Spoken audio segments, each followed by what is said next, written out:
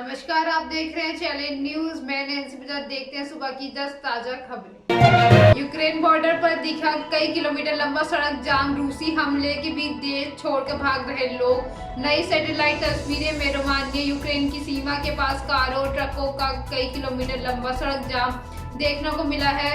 Ukraine की राजधानी Kyiv पर रूसी मिसाइल हमले के बाद लोग देश छोड़कर पड़ोसी देशों में भागने की कोशिश कर रहे हैं। अमेरिकी स्पेस कंपनी मैक्सार टेक्नोलॉजीज द्वारा साझा किए गए हाई रेजोल्यूशन तस्वीरों के अनुसार शुक्रवार को साइरेट सीमा के पास इस तरह की गतिविधियां रिकॉर्ड की गई। राजधानी कीव पर मिसाइल हमलों के बीच यूक्रेनी नागरिकों ने शुक्रवार को पोलैंड, रोमानिया, हंगरी और स्लोवाकिया में बड़ी संख्या में घुसपैठ की। इस इलाके में बड़ी संख्या में लोगों को सीमा पर घंटे इंतजार करते हुए भी देखा गया।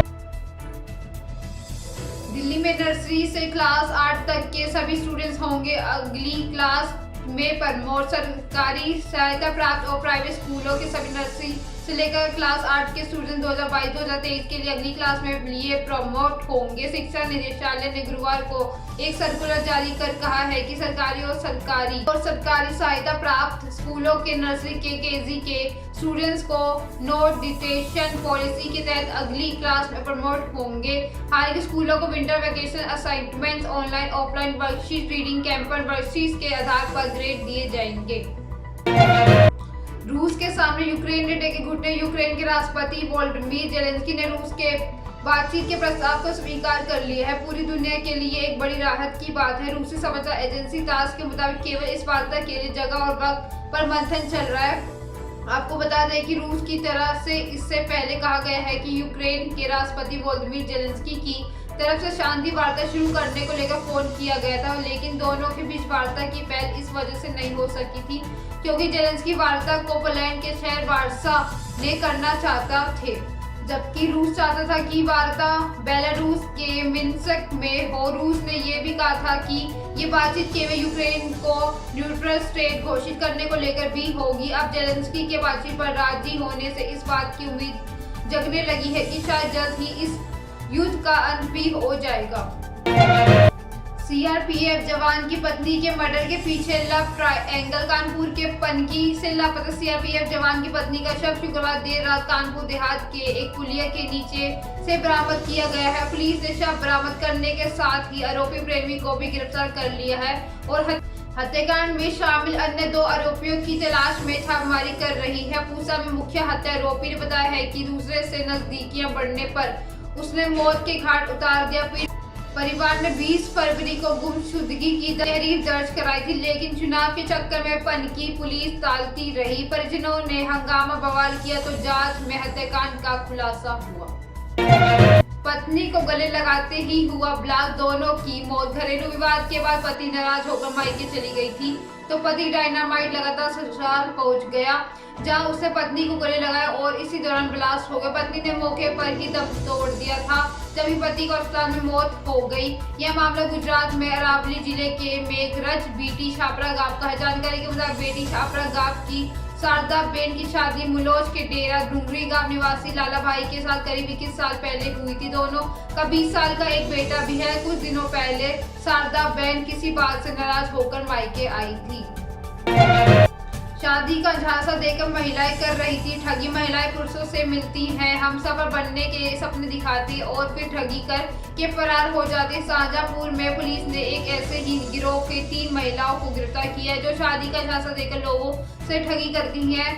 इनमें एक महिला बलिया की और 2 गाजीपुर की है। इनके गैंग का सरगना अब भी फरार है, जिसकी तलाश में पुलिस जुटी है। थानाकाट क्षेत्र के गांव उड़ेला गिरधरपुर के रहने वाले नेत्रपाल ने 2 दिन पहले इस शिकायत दर्ज कराई थी। शिकायत के मुताबिक गाजीपुर जिले का निवासी पिंटू कई दिन से गांव आ रहा था। पिंटू से उसके भाई राजेश का मेल झोल हो गया। पिंटू ने एक अच्छी लड़की से शादी कराने का झांसा दिया। राजेश ने उसकी बात मान ली। उसके बाद पिंटू ने बलिया जिले की रहने वाली रिया से मिलवाया। इसके बाद फिर राजेश रिया से शादी करने के लिए राजी हो गई। शादी तय होने के बाद सरगना पिंटू ने शादी की तैयारियों में पैसों की कमी का हवाला देकर 50,000 रुपए ले लिए। उसके बाद आरोपी फरार हो गया। 1.31 करोड़ के सोने के साथ 5 तस्कर अरेस्ट। दुबई की फ्लाइट से लखनऊ ला रहे थे। लखनऊ के अब्बोसी एयरपोर्ट पर कस्टम की टीम ने दुबई से पहुंचे 5 तस्करों को गिरफ्तार किया, जिनके पास से 2.39 किलो सोना मिला, जिसकी कीमत 1.31 करोड़ रुपए बताई जा रही है। गिरफ्तार किए गए लोगों में दुबई से आए 3 यात्री भी शामिल हैं। कस्टम के अधिकारी उनसे पूछताछ कर रहे हैं। कस्टम कमिश्नर वेद प्रकाश शुक्ला ने बताया है कि शुक्रवार रात में दुबई से आई फ्लाइट SJ 433 से उतरे यात्रियों की चेकिंग की जा रही थी। शक होने पर पहले 3 लोगों को एयरपोर्ट पर रोककर पूछताछ की गई। इसमें से 2.39 किलो सोना बरामद हुआ। तस्करों ने सोने के बुरादे में जेली मिलाकर पेस्ट बना लिया था। इसके बाद इसे पेंट में कमर की और भीतर से सिल दिया था। पूछताछ में पता चला है कि इनमें अलावा 2 और यात्री दुबई से सोना लेकर आए थे, फिर उन्हें भी गिरफ्तार किया गया। ये सोना पोसी एयरपोर्ट के बाहर किसी को देना था। तस्करों के पकड़े जाने के बाद सोना लेने आए लोग भी भाग गए। बहराइच के युवक ने गुजरात में लगाई फांसी। बहराइच के रानीपुर गोडरिया परसिया गांव निवासी के युवक ने रात में गुजरात में फांसी लगाकर जान दे दी है। इसकी जानकारी ठेकेदार ने परिवार के लोगों को दी है। इस पर परिवार के लोग बिलखने लगे। मृतक मुनेश्वर की 2 बेटियां मधुपात और उमा 3 परिजनों को रोता देखकर सहम उठती हैं। परिवार के मुताबिक गुजरात के ठेकेदार ने 3 माह पूर्व मुनेश्वर को लेकर गया था। शाम 4 बजे आसपास परिवार को वह शव पोस्टमार्टम के बाद मिलेगा। इसके बाद परिवार के लोग प्राइवेट एम्बुलेंस से शव लेकर खियालिया के लिए रवाना होंगे। पुलिस ने शव पोस्टमार्टम को भेज दिया है।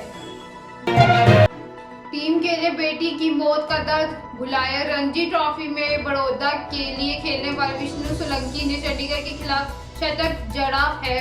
शतक लगाने के बाद हर कोई विष्णु को सलाम कर रहा है। इस खिलाड़ी की नवजात बच्ची खराब सेहत के कारण इस दुनिया को छोड़कर चली गई है। बेटी के निधन ने विष्णु को झकझोर दिया था, लेकिन वे अपनी बेटी का अंतिम संस्कार कर मैदान पर उतरे और अपनी टीम के लिए शतक लगा दिए। चंडीगढ़ के खिलाफ विष्णु ने 12 चौकों की मदद से 104 रन बनाए।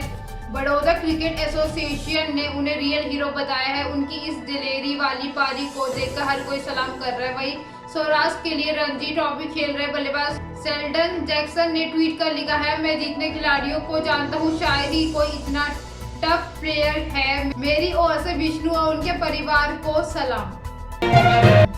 कंगना के शो पर संकट। कंगना रनौत का शो लॉक अप स्ट्रीम होने से पहले ही विवादों में आ गया है। हैदराबाद की सिटी सिविल कोर्ट ने कंगना के शो पर एक स्टे ऑर्डर जारी की है। दरअसल लॉक अप पर कॉपीराइट का उल्लंघन का मामला दर्ज हुआ। इसी के चलते कोर्ट ने जांच का आदेश देते हुए स्टे लगा दिया। शो को लेकर स्नोवरबैग ने याचिका लगाई थी कि लॉक अप नाम से जो शो एकता कपूर ने बनाया है उसका कॉपीराइट उनकी कंपनी प्राइड मीडिया के पास है। सुनवाई के वक्त कोर्ट ने एकता के शो की सारी वीडियो क्लिप, ट्रेलर और टीजर को रिकॉर्ड में लिया और जांचा, जिसके बाद कोर्ट ने शो की स्ट्रीमिंग पर तत्काल रोक लगाने के आदेश दिए हैं। ये थी सुबह की 10 ताजा खबरें। ऐसी अपडेट्स के लिए बने रहे हमारे चैनल को लाइक करें, कमेंट करें एंड सब्सक्राइब करना ना भूलें। धन्यवाद।